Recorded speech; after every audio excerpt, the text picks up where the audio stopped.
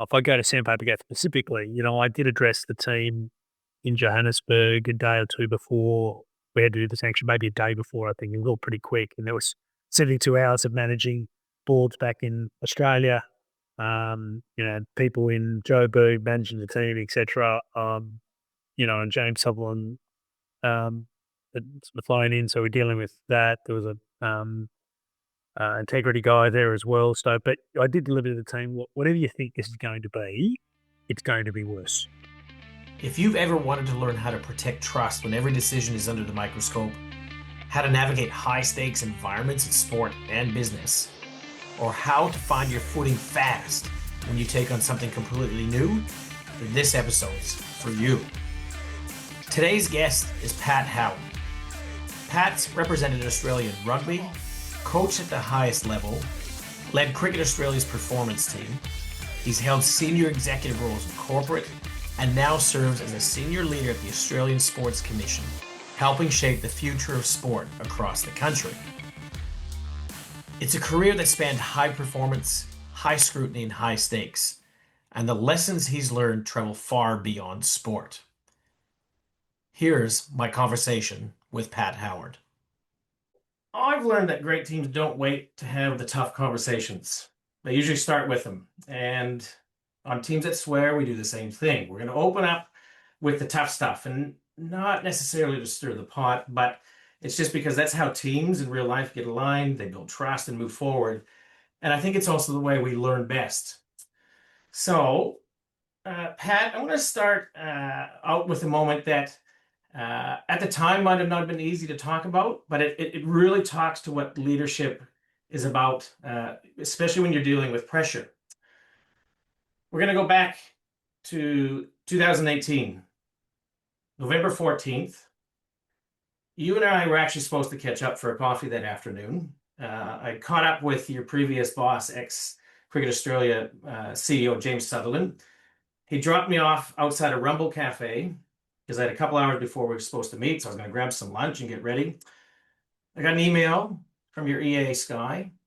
She says, you've been called into the board meeting, or to the board, and that we needed to reschedule. I thought, oh, crap. I was looking forward to it, but I thought, okay, cool, we'll rebook. But by the time that meeting was over for you, it was all over the news.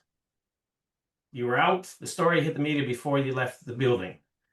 Now, I suspect that was a tough moment, or maybe it wasn't, but from a professional side, but personal side.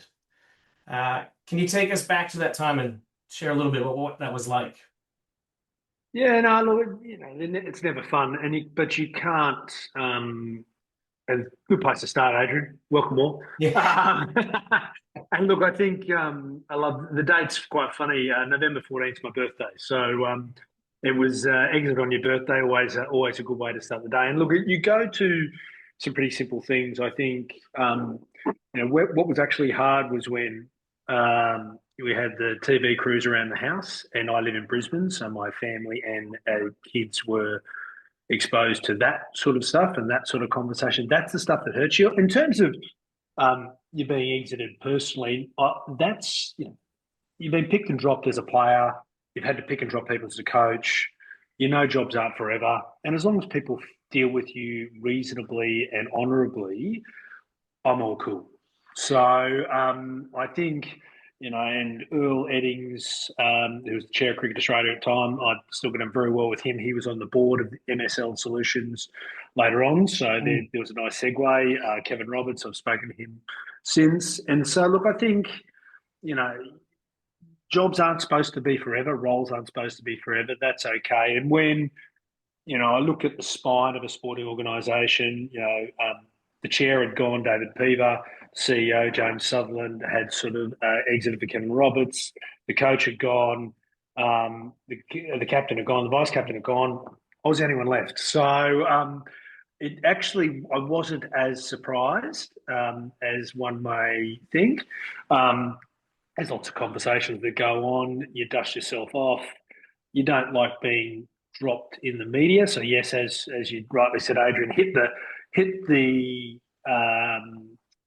media within, but by the time I'd actually left the floor, let alone left the room, left the building. So I think it was your ego takes a hit, you deal with that, you cop it sweet, you dust yourself off. And then I got back into looking for a next gig after Christmas, and that was okay. So really close. I had some dialogue with Tim Payne 7 years later now, and only last week. So, um, you know, I really loved my time in cricket. It was the longest time I've ever been in a job, 7 years. So I to the day, I was hired on my birthday and finished on my birthday. So so I look back on it incredibly positively. I appreciate the last day wasn't the best day, but I also actually look at those experiences. They're the things that make you, build you, and give you some resilience. So I like bouncing back. It's amazing how public it was, and I find that interesting. Most CEOs or corporates, you leave organisations, no one knows where you're at. But also that helps you learn, and it also what I do stand very importantly. I haven't moved people on since.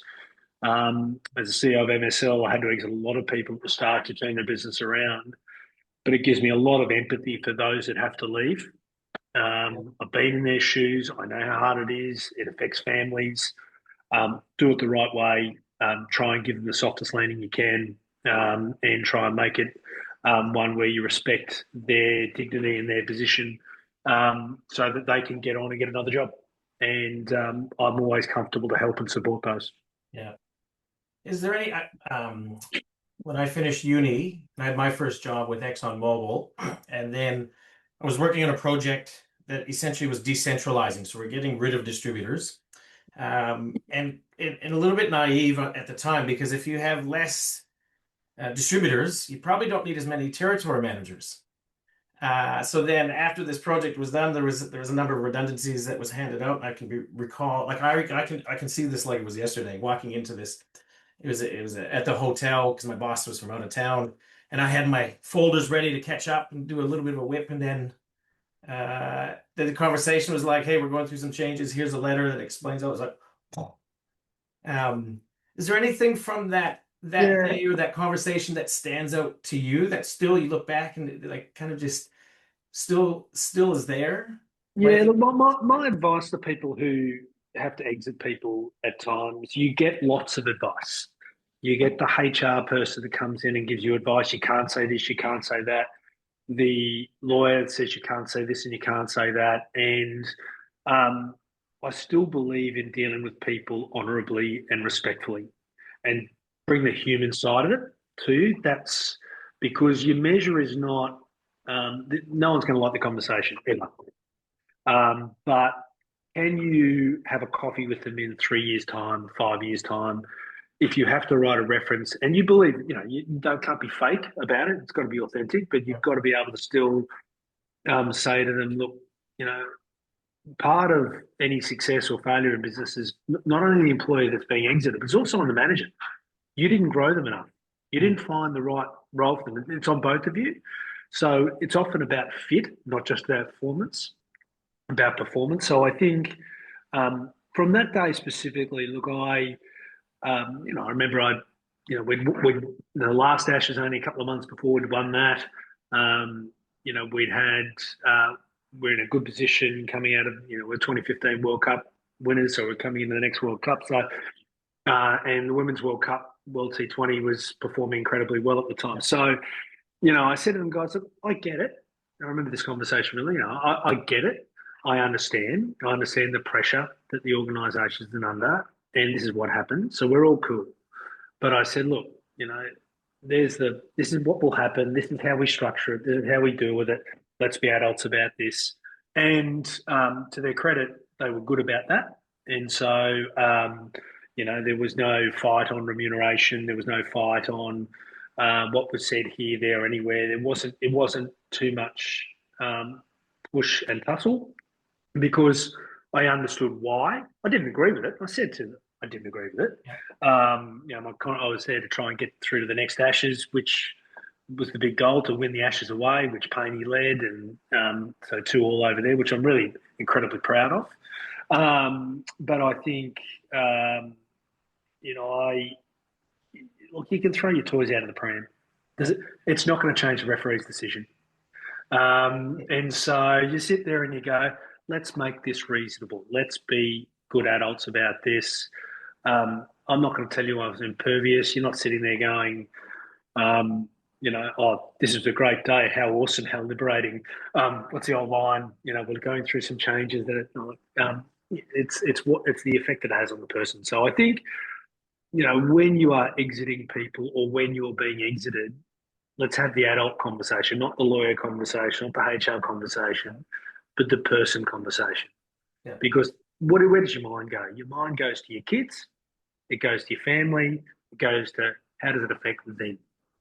How's this going to change whatever we had organised for the next 6 weeks, 8 weeks, 2 months, 5 months, whatever. Right. So look, I'll say it again. I loved my 7 years of cricket. Obviously, the last day wasn't my favourite. But look, I don't look at it negatively. I look at all the things you got to see and do and changes you made, and some of them stayed and some of them hadn't. But I don't sit with it bitterly. I didn't scratch a cricket ball. I wasn't, all that. Yeah. So that's I can hand on heart.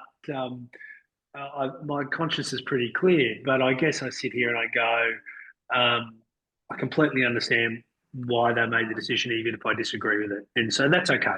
Yeah. And so, as we talked about at the start, I've got to do some pretty cool things pre and post. And just it's not the hardest decision even I had at cricket. It wasn't a hard decision. Mm-hmm. It was just public. Yeah. And if you can get your mindset to things, what's going to be material, what's actually influencing and impacting people, that's where your bigger decision making, not how much the press are interested or not interested in things. That's not your controllable. Yeah. I've never, and probably something I'm not good at is, managing the media. I've never been something that I've been driven by, because sometimes, if you start listening to those that are outside the white noise, then sometimes you don't make the decisions that help improve the place or drive change or get things done. And on November 13th, the day before I was making those decisions, and the day after I would have made the same decision. Yeah. Now, did you have birthday cake that night? Geez, I'm going back. I flew back. Memory, isn't it? Yeah, so no, I flew back. I was in Melbourne. I'd been on the road a bit. I was in Adelaide the day before. It was Australia Day. Not Australia Day. There was a game in Adelaide a day or two before, for some reason, early November. Flew down to Melbourne for some meetings, what I thought were different meetings. I was meeting some Adrian bloke that I was going to, and other things that I had to meet up with. But then obviously changed the flight, went home, and sort of had to tidy up my desk in Brisbane. Yeah. And so, no, I don't remember birthday cake that night. What was it at the time? 45. And yeah, no, that I'm pretty sure I would have had a beer though. Yeah. I probably had a beer at the end of that night. Fair enough. Hey, thanks for talking about that right away. It's like I say, that's something that was in the public, very open and big at the time. But I want to rewind quite a bit, because that's kind of we learned who you were at that time. But curious to know, when there's an exercise that I run when I'm working with leadership teams to share who they are as people and not just as colleagues. And one of the questions we ask is, how have you become who you are? And I get them to draw out how they become the person they are today, and they can start wherever they want. But love to hear about, because your childhood was a little bit unique. You didn't start school, like in school, till you're 12. Sideshow Alley, I had to look that up because I'm not I'm from Canada, but you grew up in the showgrounds. So what was growing up like for you? Yeah, the most interesting part of my life, and I say that without hesitation. So it is, I grew up on the showgrounds, the Sideshow Alley, and I was a scarer in a ghost house, or I worked on the dodging cars, or my grandmother invented the Dagwood dog. So it's a public holiday here today in Brisbane. It's the Sideshow Alley or Brisbane Exhibition public holiday by coincidence.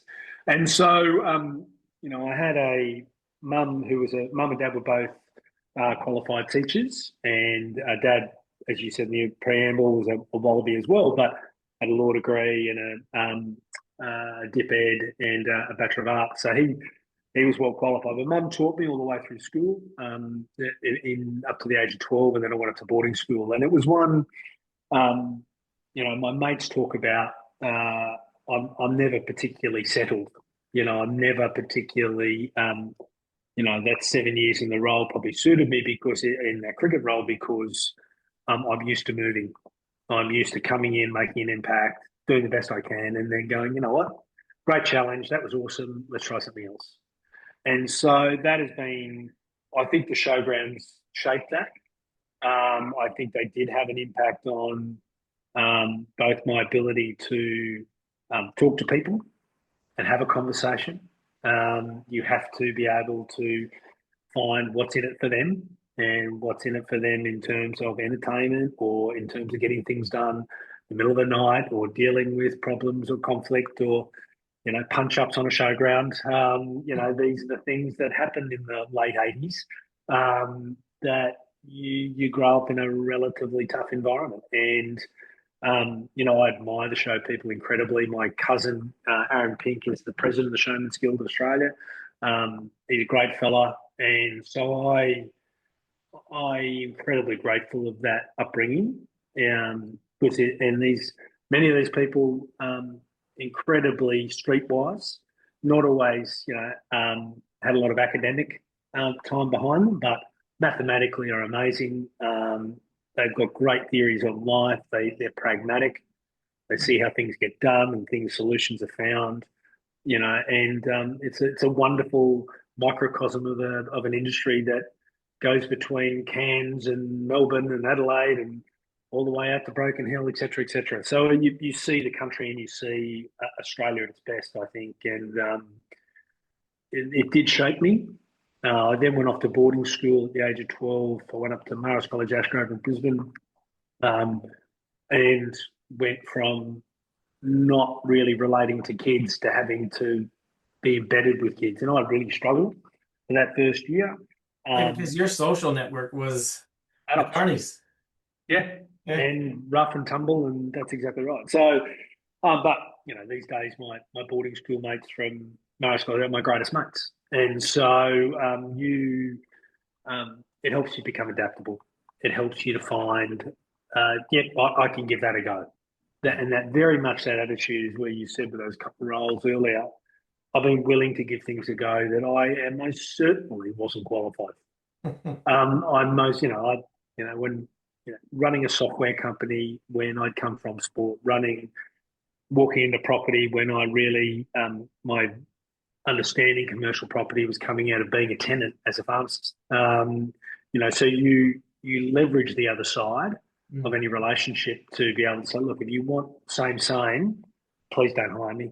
And I've said that a fair few times, but if you want someone that is going to complement what you are doing, then by all means, I can help and give you another side or a different view. And that's always going to have a time value at the end of it. You're going to come a time where they've got the best out of you, you've got your alternative thought, and someone else then moves you on. And hopefully you've made the place a little bit better than what you found. Yeah. How would Mum have described you? If she had to choose 2 or 3 words when you were a kid. So I'm going to give, my mother is worth interviewing. I'm going to tell you that. Okay. Yep. So Mum is the daughter of a Wallaby, wife of a Wallaby and a mother of a Wallaby. And she genuinely thinks she's the best player. So Mum has been coaching rugby union uninterrupted now since 1988. She is 76 years old and is coaching 5th grade at Queensland University this week. And they're in the finals. And so she is an amazing individual, full of energy, 75, 36, whatever, going on about 17. So how would she describe me? How I'd probably describe her, we're equally nuts. We are, she's incredibly confident of a situation. People tell me I am the same.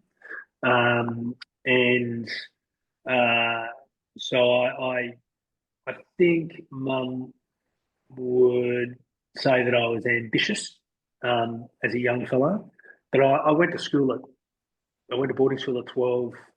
I was playing for Australia at 19. I moved to England when I was 23. I really left home when I was 12. Yeah. So, the interactions with mum and dad at that period have obviously been a little bit less and less over time. Although dad was an assistant coach of the Wallabies when I was playing for the Wallabies. And I got to have that experience with my dad, which was it's very special. Yeah. Some really strong role models, obviously from a parental, but leadership, and that's I suspect those words, ambitious. I don't know about nuts, that they might have a better understanding that than I would, but also not and willing to have a go. That's seems pretty consistent from being a little kid to now. Yeah, I think, there are people that are intimidated by having a go. Like you've got to be comfortable. In my period of leaving cricket and CEO of MSL, I applied for over 50 roles, didn't get an interview. Hmm. Not one.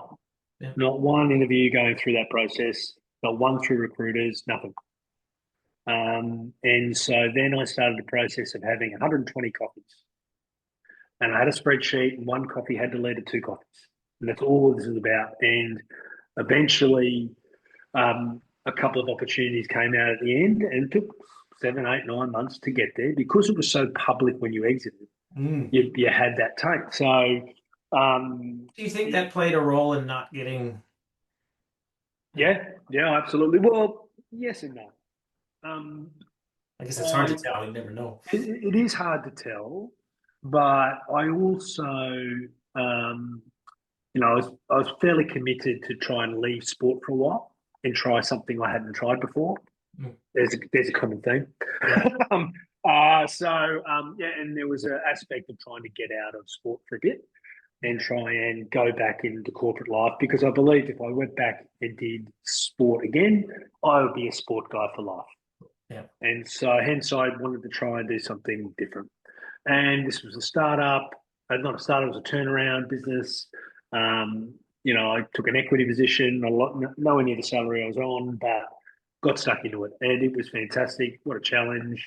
I had offices in Denmark and England and one in Dubai, and you're closing these things down and amalgamating teams. And we sacked 60 people in the first week of 160 staff to turn the business around.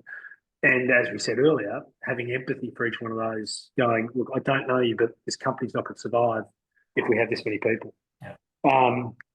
And so that was a really interesting and hard process. But look, once again, it was stepping into something you hadn't done. Give it a go, see how it works.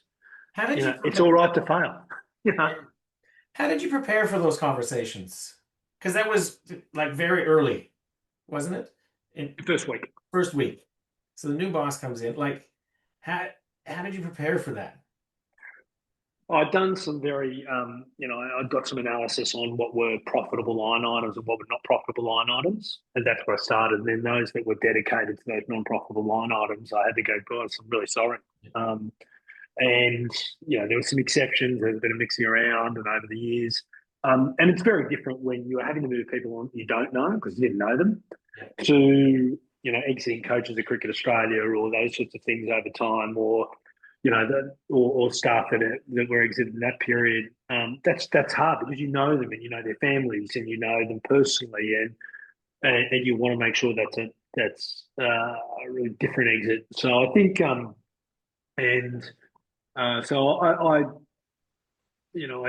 that was it was a little bit colder than you want it to be. I did make sure that we sent an invitation when we sold the company 3.5, 4 years later. All those people that were exited who helped make that possible. We bought it. We had a market cap of 16 mil. We sold it for 120 mil 3.5 years later. We did have let's bring these people back in. They were part of that success. And now, not many came back in, but the previous CEO came back in, for example, and he kept his shares, and he was, and I still have a relationship with him now. So I'm at a pub couple of weeks ago. So, these things aren't never easy, but I've still not. There are people that spend 20, 25 years in roles, and that's cool. And I admire them for their energy to keep up there. I've got a couple of staff who work for me now at the Sports Commission who are 20 plus year people, and they're amazing. And their IP and knowledge to be able to know their area so well is incredible. So how do you help and support them? Because you see the world completely differently because you're coming into from a different organisation. So I think those complementary skill sets, that adaptable skill set where you've seen lots of different things, is helpful. But you've also got to respect that some people that have been doing X or Y or Z for 20 or 30 or 40 years are going to know their area so well. They may not know the landscape, the competition, etc., but that's where you can help and work in with them. So I like that adaptable challenge of different environment, work in, see what it's like. And, it's why I wanted to go and work at the Sports Commission because I thought, right, this is something completely different to what I've done before. And let's go and face this challenge. Yeah. You mentioned spreadsheets before. So data is obviously and very process oriented. I want to go back to, can we go back to 2018? Because you had to have some pretty challenging discussions that it's not a spreadsheet decision. There were a few players, sandpaper scandal. You were the guy that had to deliver the news in terms of the sanctions. So you would have been involved in the decision. Like at some stage, you would have been somewhere, you get a phone call, text, I don't know. I'd love to hear, just like, how did you find out about it? And then can you walk us through what you experienced in the lead up to having those conversations? And then, in the workplace, everybody here, we have to have difficult conversations at times with people. It'd be interesting to hear your experience with that, but then like what advice you have for people when having those conversations. Oh, look, this is going to be really, the anticipation is often worse than the outcome. Have the conversation early. The stress that people put into avoiding a difficult conversation, and it stresses both sides out. Once you deliver the news, I think people usually, often, go, oh, that's done. Referee's decision's been made, and we'll deal with it. And so I think getting in and delivering your news and dealing with, because it is so difficult. Even with my experience of doing hard conversations such a long period, it's not nice. You don't sit there and relish it, but the measure is always, can you talk to them 3 years, 5 years, 7 down years, or did you act ethically and honourably and reasonably? And so you get better at that over time. You face it head on because that's how you need to do it, because that's honest. Yep. And so I think, look, I am a data guy, and even in these processes to get the sanctions, there was evidence. Where's your data point? It's not about data per se, it's about evidence. It's about justifying your decision, even if they disagree. Yeah. Rarely are people going to agree with you when you deliver bad news. Rarely. Here's the why. Yeah. And look, they'll pick holes in it. Absolutely. You don't like hearing it. But at least, you can give them the dot points of the why. Yeah. And so I think, when the whole sandpaper gate conversation, there was, we had some big, homework gate was there, the death of Phil Hughes during that period. There are so many emotional conversations over the 7 years with players and teams and player associations and etc. And I admire the people I've got to deal with. I like, I love that, people that we brought in to players into coaching, Ryan Harris and Chris Rogers have gone on to be state coaches in the system right now, doing a wonderful job, those two gentlemen. And, they were wonderful in dealing with so many of these processes going through. They've lived a lot of these challenges. So I admire a lot of that. I think you've got to be able to if I go to Sandpaper Gate specifically, I did address the team in Johannesburg a day or two before we had to do the sanction, maybe a day before, I think. It was all pretty quick. And there was 72 hours of managing boards back in Australia, people in Joburg managing the team, etc. James Sutherland sort of flown in, so we're dealing with that. There was a integrity guy there as well. So, but I did deliver to the team, look, whatever you think this is going to be, it's going to be worse. Because the challenge for the team is that they weren't probably feeling what was happening back in Australia, and the sanction for a scratch cricket ball is one test match. That's the rule. That's the sanction at the time. But this is more because of such public interest. It was about how does it take, retain, and disrepute? What have people been sanctioned for before, for maybe illegally betting on a game? We'd had examples of that only in 12 months before. So that became a benchmark to be able to set. So these are evidence points that you had to deal with. So I think, look, it's not perfect. None of it's perfect. But look, it was and I felt for the players, and I felt even for the players that were, you had to have the message with, because I'm sure they didn't want to be there either. And look, but it was really interesting to watch. There was a relief once the conversation had been had. There was for the players or for yeah. It wasn't elation. Don't get me wrong. No. But it looked at the apprehension and the pressure of not knowing versus knowing. You can see that, and that's and different players took it very differently, and then the team afterwards, and at that point in the Test series, it was a 4-test series of South Africa. Australia was 1-1, early on in the series, and then they got to the 4th test, and it was they were belted, and they were fatigued, and players were flown in very late. Matt Renshaw and Chad Sayers playing his only test, so it was very tumultuous. Yeah. Yeah, another difficult conversation, or 3 of them at least. I'd say that even a fair bit more than that, to the team, to the boards, the press. There weren't a lot of easy conversations, but I still think most of the people I dealt with during that period, you can your hand on heart say that you told the truth, you tried to do the right thing, you tried to find the balance, you didn't. There were people talking about ban them forever, and you had people going, this one game, and then and the answer had to be somewhere in between. So that's an example of some one-on-one conversations and working with individuals. But to your point, there's conversation with the teams as well.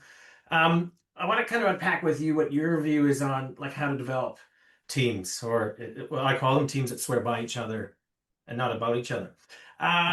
When you're working early with a new team, what are some non-negotiables, or how do you start to get the team on the same page and start to get that team working as a group really well? I think it's interesting to find out where they're at. You got to go and sometimes meet people where they're at. You've got teams that are performing really well, solidly, doing some good stuff. How do we now we go the old solid to good, even before good to great. Yep. So you've got to understand where you're at versus you're in a turnaround mode. Often when you're being parachuted in, you're being parachuted in for a reason. So it's turnaround mode, and it's all hands on deck, and we're going to make some tough choices here, guys. And here's the vision. This is what we're aspiring to. How long is it going to take to get there? So there's the common purpose or the common goal or the outcome that you need at the end. So I think you've got to assess what you're walking into. And so whether or not you are here to adapt or throw in some evolution or go for the big old revolution, I think there's your starting point. I think then finding a common purpose, common goal that is aspirational. You don't have to put a time frame in straight away, You know, we're going to do this in 3 years. No, we're going to do this. It might take some time, but how are we going to collectively work to get there? That's what we want. Because I think essentially most people want to be part of great things. Mm. You know, they want to be part of great teams. They go to work, they spend 40, 50, 50, sometimes 60 hours in this workplace, and you want to think that that time is worthwhile. Yeah. And so, you know, you want to be able to go back to your family at the end of 6 months and go, what did you achieve? Oh, I got all these things done. And we're working towards something, and it's great, it's awesome, and I really contributed to that. So how do we help the individual see their contribution help to the team? That's, I think, a really important part of that process. Yep. Because often the big goals are the KPIs that are sitting there from a corporate level. People go, I can't see myself in that. Yeah. I can't see how I contribute to that. Okay, well, let's go and figure that out. So how do you do that? How do you make sure that the people understand their contributions? Well, sometimes, and sometimes about breaking down what your impact is, and sometimes it's going, you know what, we've got to question why you're doing this. Maybe is there a way you can contribute to that goal, rather than because the goals have shifted, and so I think it's a really healthy conversation to have. Because you want them to feel motivated, you want them to feel as though they could contribute to the big goals.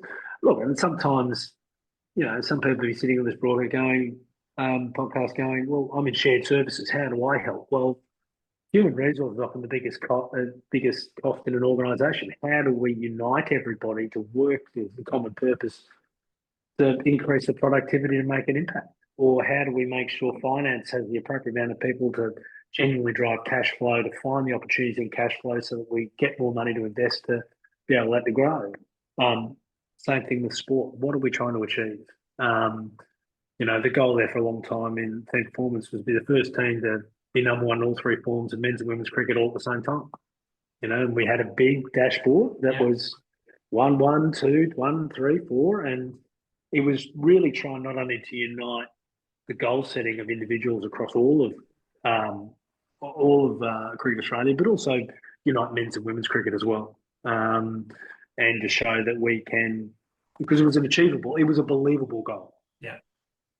It was aspirational. We've been number one in all formats at different times, but and help the board understand what we're trying to achieve as well. Because you're always going to lose a game or two here or there. You're going to have a bad day at the office. Share price might be down by 20% at one stage. Don't panic. That's not what we stick to the process. And so I think, you know, breaking that down, not applying cookie cutter views, because if the goals you come up with don't resonate, well, you've got the wrong goals, or you've got the wrong people. One or the other. What about wrong people?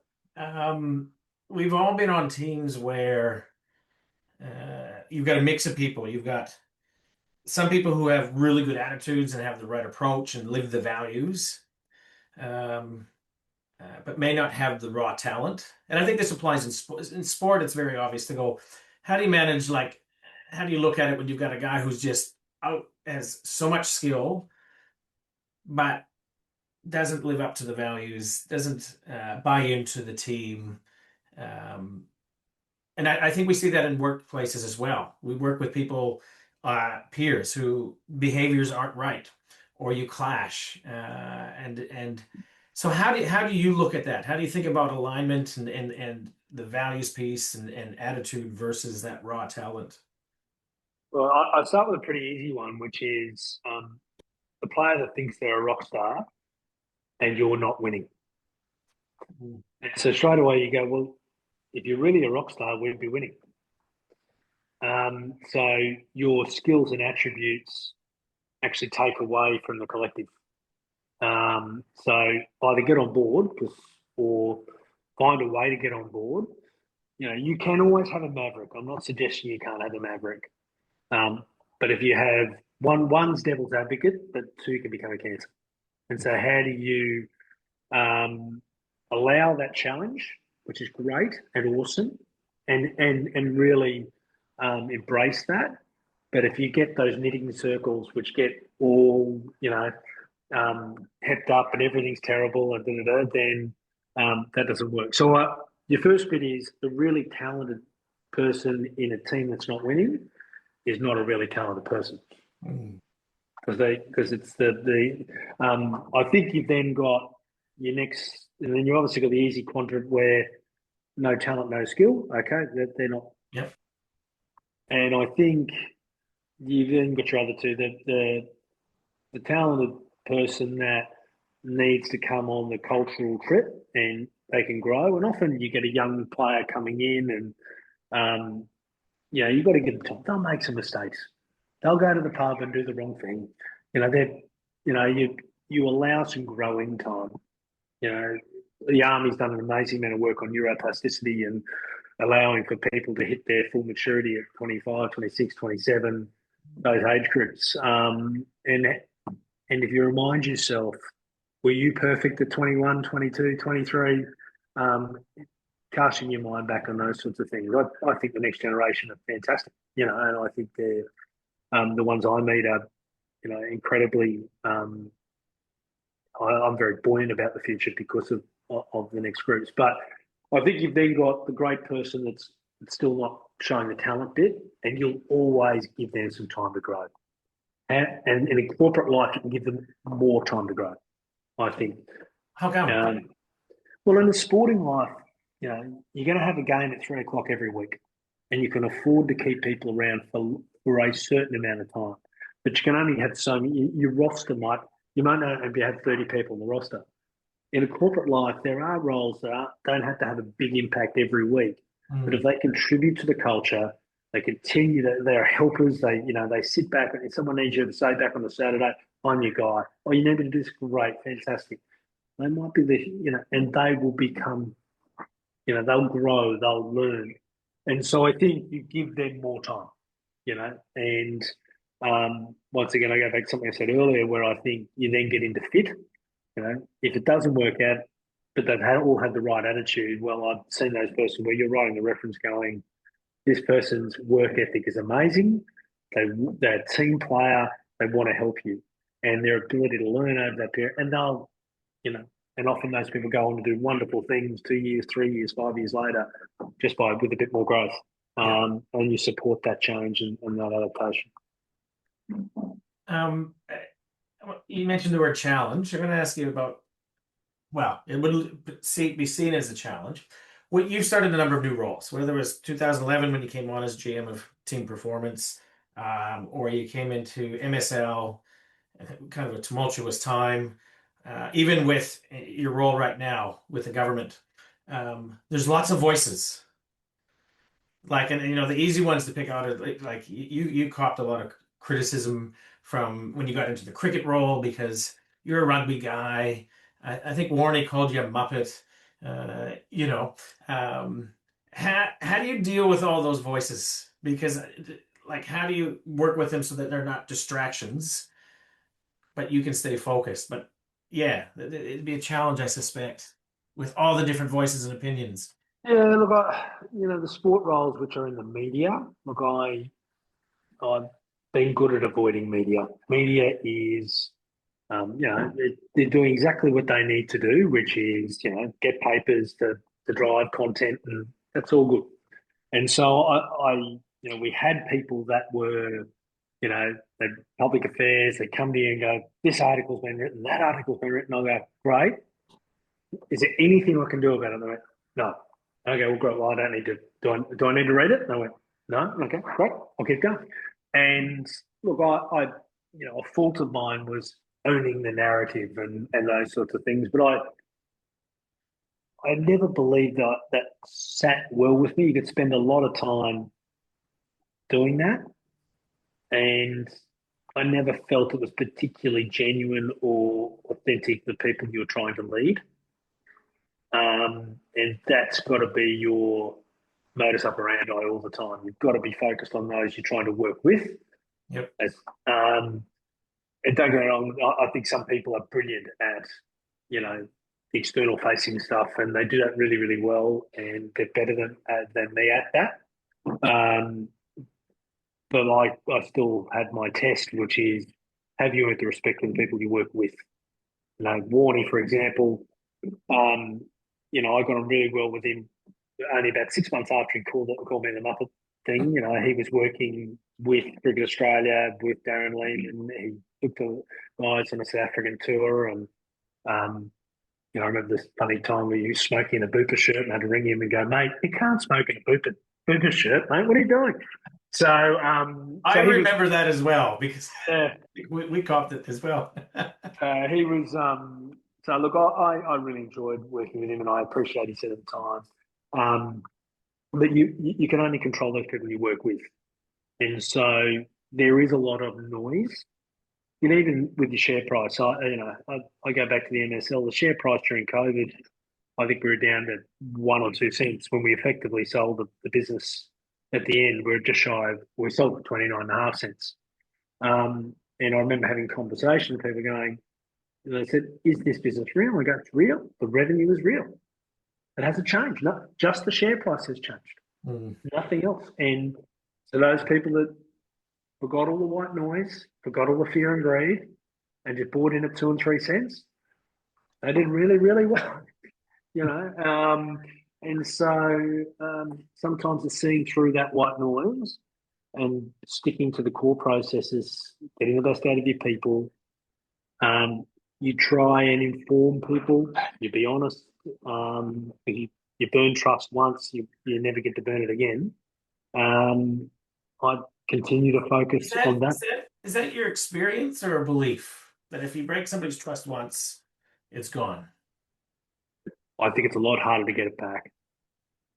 And look, I'm trying to think off the top, particularly in your coaching days. I learned a lot from coaching because I was coaching players. I was a coach of a big team in England, you know, as big as anything that's you know in Australia at the time. So it was a big club called Leicester. I was a young coach. I was 30, 31, 32, and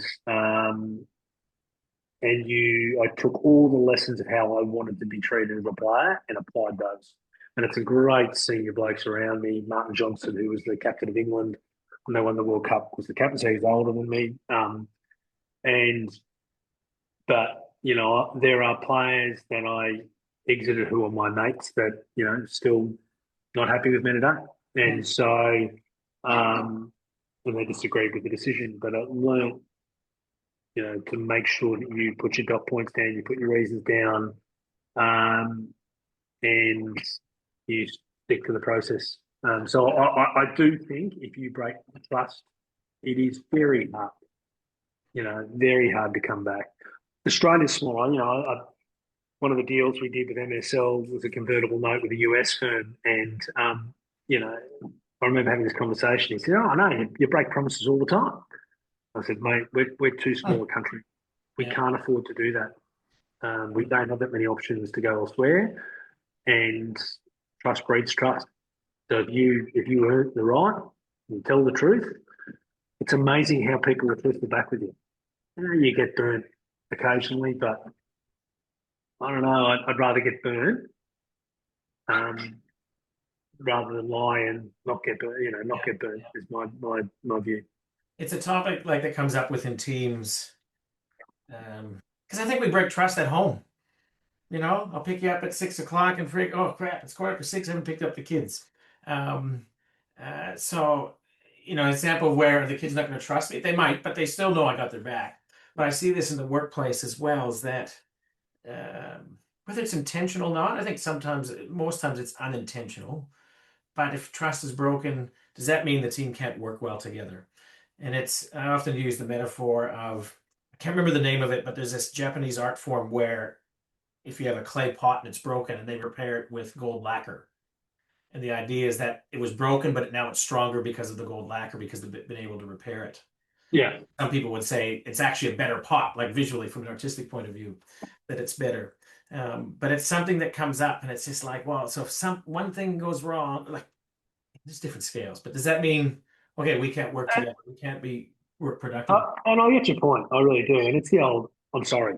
You know, it's the equivalent of saying I'm sorry. You know, what do they talk about in customer engagement all the time? You know, that if you don't deliver on something and you apologise, and you're running a software business, you've got a help desk all the time. I'm really sorry. We're going to try and fix that. That actually, yes, you're right. It does build trust, but if you fix problems, I think that's very different from outright lying to people. And I agree with you. Sometimes um, it's not about um, intention because I think it's a long way back from that. But I think that unintentional, where they lie to soften the message, for all the best of intent, often still doesn't rip the band-aid and doesn't give a person the full picture to make the informed decision. And we've all had that concept. Look, I didn't want to say that because I didn't want to hurt your feelings. And then you go, yeah, but I made all these decisions based on your piece of information. Yeah. So I think, I take your point, and saying sorry when things have gone wrong, if that actually that builds trust. Yeah. That because you go, I'm really sorry that happened. That was my fault. It's an amazing thing in sporting teams when you go, I messed up there. I missed that tackle. That was my fault. I'm really sorry, guys. Stick my hand up. Yeah. You see that in teams all the time, and it's an incredible. The humility of that is really important to team building. But I don't see that. I don't see that as you've broken my trust because you didn't do something. I see, and maybe Different. Yeah. maybe you see it differently, but your listeners see it differently. But that's sort of where I can draw that line. Yeah. We're coming up towards the end here, but I know you. I think this is very practical for everybody on the call here. We've talked a lot about the sports stuff, but also want to when MSL, you came in August 2019, March 20th hits 6-7 months later, whatever it is, and the way we work changed forever. Well, at least up until now. Who knows what's going to happen the next? Who knows? Right. But this idea of working hybrid, working from home, but leading when you don't have the people in the room or in the building. What's your experience with that, and what advice, like what have you done? Whether it's rhythms and routines, tips, what can you share with the group around what's worked for you? Yeah, so I think, look, and to pay it in for the listeners, the software that we ran was a point of sale system, and it was quite had a really good redundancy. So if you're lost, you're into it, it still worked, and that was the point of difference. And we had some good traction with allergies and your ability for when the kid comes in to run your business, it changes the menu for you. So we got it into all the big stadiums around the world, etc. But that was later on after COVID. Pre-COVID, it was in all sorts of different places, doing all sorts of different things, and it was sold as being in stadiums and venues at the time, and so they were all closed. So you can imagine what all our guys went, oh my God, we're gone. Yeah. And so we went straight into cash flow mode. How much cash did we have for how long? I didn't take a salary for 3 or 4 months. I'm going to say 3, might have been 4, can't quite remember. But I said that to the staff, and I said, guys, can you with me, and we'll have a look at June 30, but are you willing to take a 20% pay cut during that period? Every person did. And so credit to all of them. And so I think they did an amazing job collectively during that period. I think then we started, obviously, everyone started becoming inside, outside, and understanding it made us streamlined. I think the ability to communicate, I think you still can go and meet people today, but, we had an office in Denmark. I went there one day in the 4 years that I was at MSL. I went to England a few times post, but we bought 2 companies during COVID, and one of those companies in Victoria, and you guys were absolutely locked down. So so we bought the company effectively over Zoom or Teams, etc. So I think it's acceptable. I still think the human element, you've got to earn the right, and sometimes it's not about you. So the leaders, you've still got to go into the office. You've got to be seen. you've got to go and jump on the plane to see. You don't have to do it as much as you used to do it. I think if you have been in an organisation for a long time and you know everybody, and I think that's done. Um, but even prior to COVID, I remember having a conversation with Greg Chappell, and he was told he had to move to Brisbane for his role on talent ID. And I said, mate, the talent's not in Brisbane. The talent's all over Australia. I don't care where you live. Make sure you and I meet up. Here's our meetings. This is when we're going to do it. But I don't need you in Brisbane. You go and where your life needs to be, and I think you earn, um, you earn a lot of respect with your staff if you meet them where they are. We talked about this at the start of the day. Not everybody is about money. It's important. Yeah, I get Maslow's hierarchy of needs and all that sort of stuff. But for some people, if you've got two young children at home under the age of 5, and you're coming back 3 days a week, and how do I make your life easier? Not give you grief for going picking up a sick kid. It's okay. And we've got kids. That's important to them. Versus you might have someone that's 25 that's really ambitious and they want to be promoted and go, well, I can't give you the promotion right away, but what I can do is I can get you involved in this really cool project we're doing over here. I'm going to push you. And you're going to get in the middle of that, and I'm going to give you some experience that will be valuable to you. And I'm going to put you in the middle of some areas, and you're going to get strengths and weaknesses. It's no different from coaching days. You go a young 20-year-old prop and go, mate, I'm going to put you in against these people, and you're going to face them, and you're going to learn, and you're going to get your feedback, and it's going to be hard. So I think there's meeting the individual where they're out to try and help them get the most out of their bit as well. And I think COVID means that doesn't always mean the office. I'm not someone who believes you have to do that all the time. You do have to communicate. You do have to pick the phone up. You do have to. If you want to run multinational companies, you can't be all places at all times. You can't do it. So you're going to have to pick up the phone. You're going to have to get on phones late at night, early in the morning. Well before COVID, the high performance or team performance of Cricket Australia, we had a 4 p.m. meeting every week on a Wednesday. Now, that was 4 p.m. Brisbane time. Yeah. So whatever that meant in the West Indies, I don't know. What it meant in India, or it meant in England, or it meant in, you got on the meeting. And it was quick meeting, half an hour. Yeah. That's the time. So we just do it, we get on with it, and then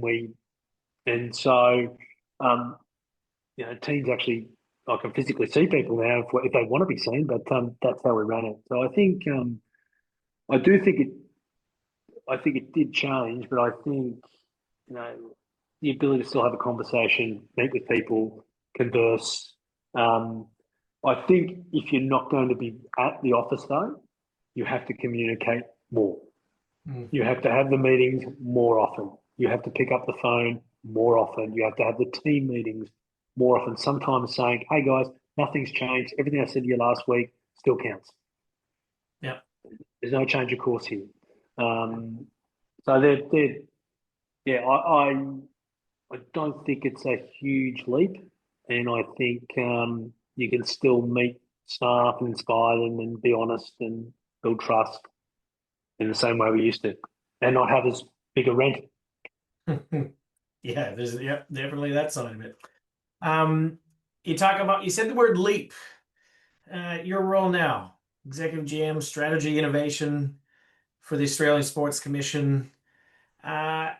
What does that mean? What are the things you're working on? What does that mean? What does that mean? Strategy roles. They're always ambiguous, aren't they? But they are. And look, I think the strategy role has a lot of invariably there is grants, and there's a high performance guy doing that. And so the guys report to me are ex-consultants dealing with helping out the investment in high performance and then in the grassroots versions of the game, and then also value in kind, sort of those couple of the value that the government provides to sports. So there's that bit. There's insights. Think of insights, which is data. So you know me well enough to know that that's a sweet spot for me, and I think of data as evidence. I think of data as challenging how we think. We assume. I got told all the time, the cricket days when they went. Now, what happens in cricket is everybody spends a long time in Sheffield Shield, and then like Mike Hussey gets to make their debut at 30. And I went, well, I went to school with Matt Hayden. That's not what happened to him. And, Ricky Ponting debuted at 19, so I did the regression analysis to actually find out what was true. The data that we get out of AusPlay, which is a government survey on sport, 40,000 people are surveyed. There's some incredibly good data that comes out of that and fascinating.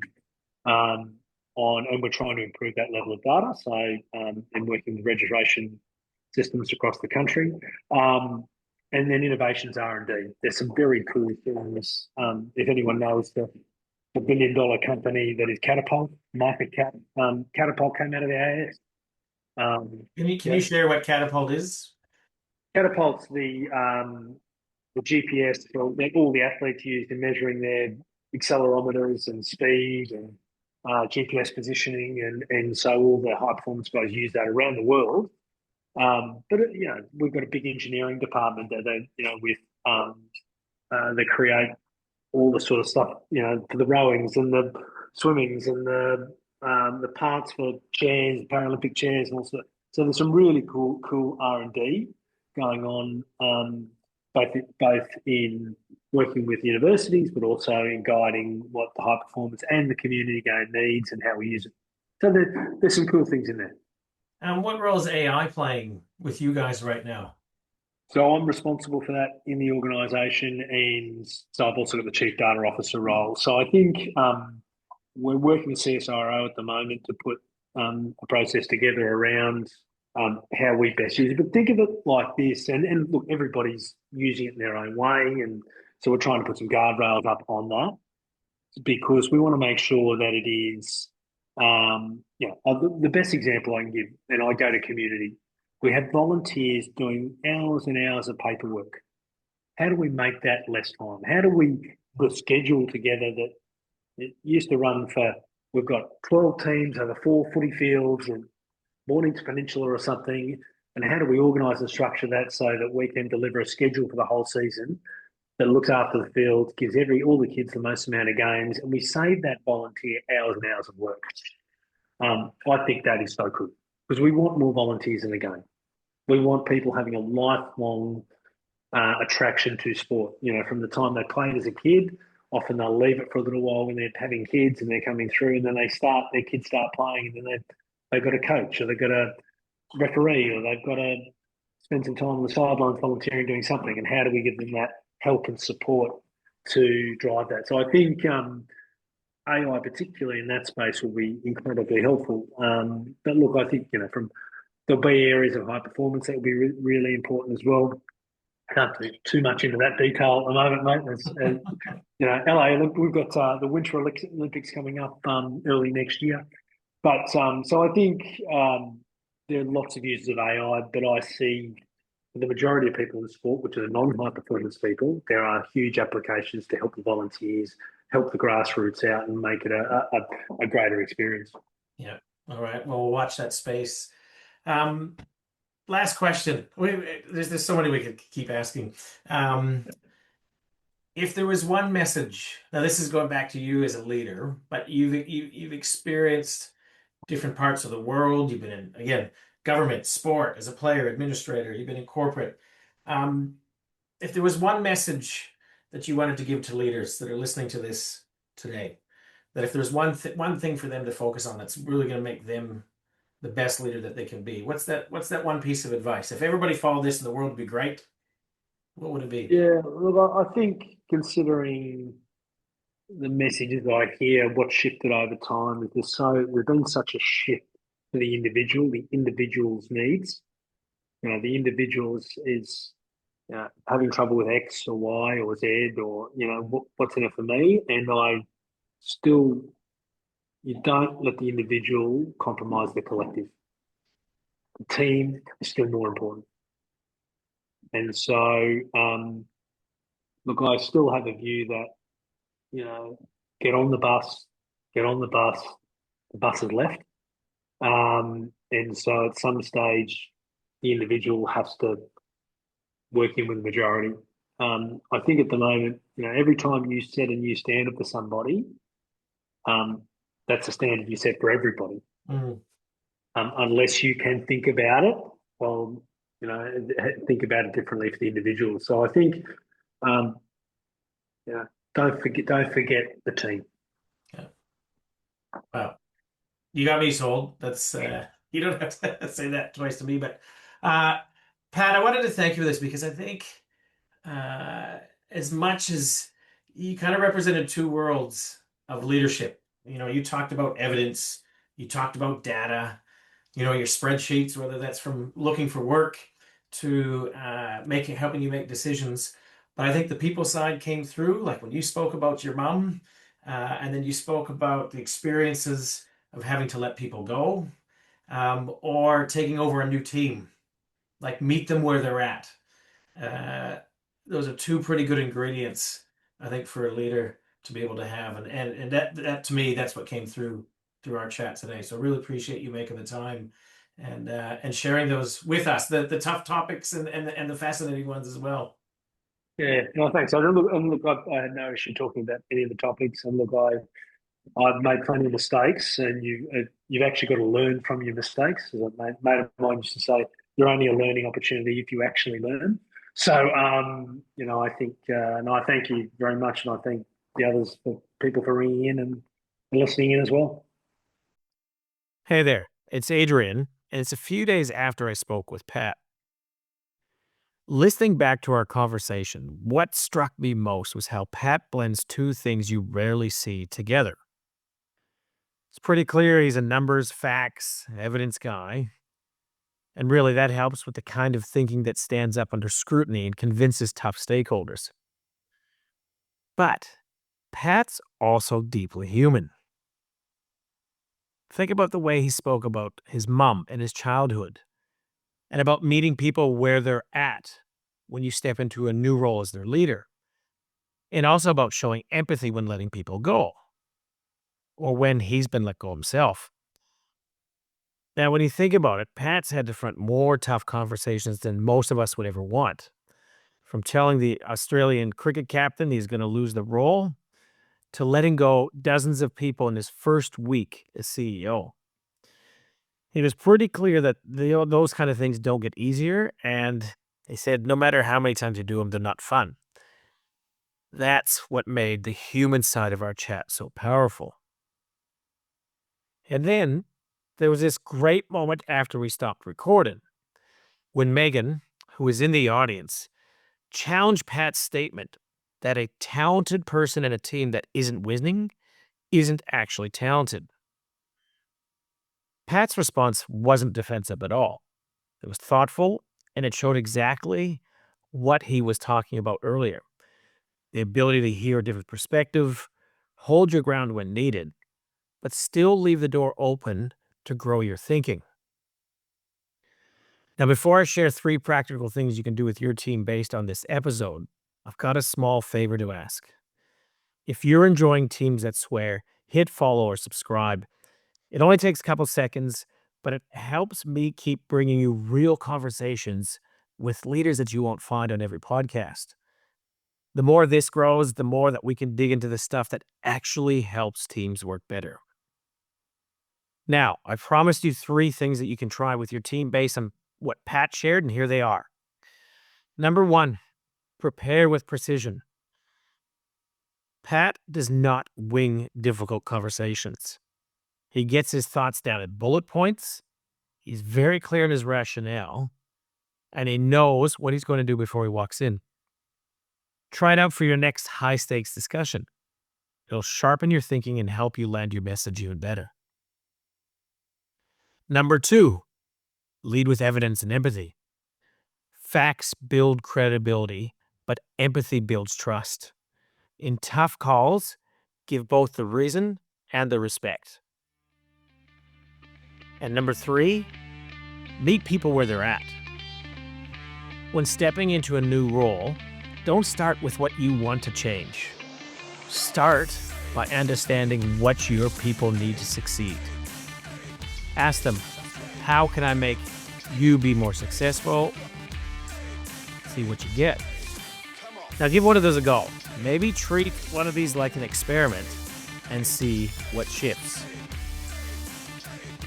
If you want to talk about how I can help you and your leadership team work with clearer language, deeper trust, and team dynamics that actually stick, reach out. I'd love to have a chat.